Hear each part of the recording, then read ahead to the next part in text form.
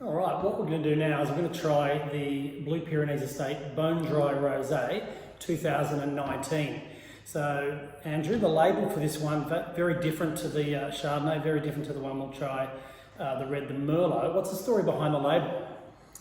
Okay, so at the same time we changed the style from sweet to Provence style, or very dry, pale style. We decided to revamp the label, and we went to our label designer, who found some images based on the Georgia O'Keeffe decorated skull paintings of the 1950s, I think, and really sort of caught the eye, and so we took that image and then embedded it in a Starry Night label. So yeah, something completely different for a complete change of wine style and a new direction, and seems to have really worked and caught the eye. People got a love for the label as well as the wine. Well, it's gone from being a pretty small make to our biggest make of all wines now, hasn't it? Yeah, our biggest selling wine in Australia, and I think that style, being pale, being dry, being Provence, is really popular, and I think it's also really food friendly. You mentioned that with the Chardonnay, but this is super food friendly and can handle hot and spicy foods, which we often do at home.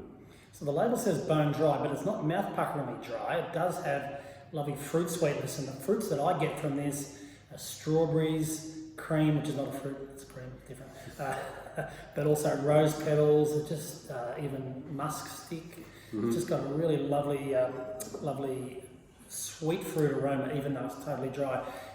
What's the trick to that? Well, I think it's the decision we also made to put that wine through secondary fermentation or malolactic fermentation, and all red wines go through.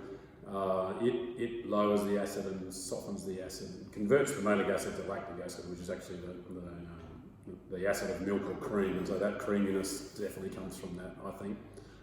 But that softness is important, as you said. It's not, you know, it's dry, it's not grating, and that's the reason, because the acid is quite low on it. So the pH is higher than most Aussie white wines or rosé wines, and the acid is lower, and I think that allows us to run the style dry. So that's the secret. We're not hiding it. We're Aussie winemakers. We like to share.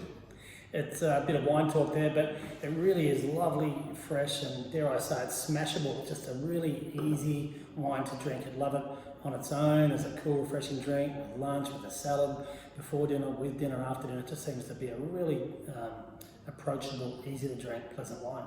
Yeah, exactly right. Luncheon style wine is a really good description, because it's light enough to have with lunch. It's again, it's 12.5% alcohol, so you can have a couple of glasses with lunch and not get too hot under the collar. It's very food friendly because it's dry, and as I mentioned, it handles spicy foods. We get a lot of comments saying Turkish delight. Strawberries and cream is a very common descriptor, but no sweetness. That's important. The sweetness in there is there is no sweetness. It's the implied sweetness is just purely from the fruit, the grapes of the fruit, and I guess the alcohol and a bit of that wine-making softness. So this is one of our success stories. So cheers. So we actually, before we finished, we had lunch today before we did this tasting, and here at Celador we've got some lovely food here. And I said to the waiter, this butter we serve with lunch today, that's delicious. And the waiter said, well, Simon, it's not butter, it's actually ghee. I said, thanks for clarifying. That's terrible, but you've upheld your reputation, so we'll say goodbye on that note. Thanks.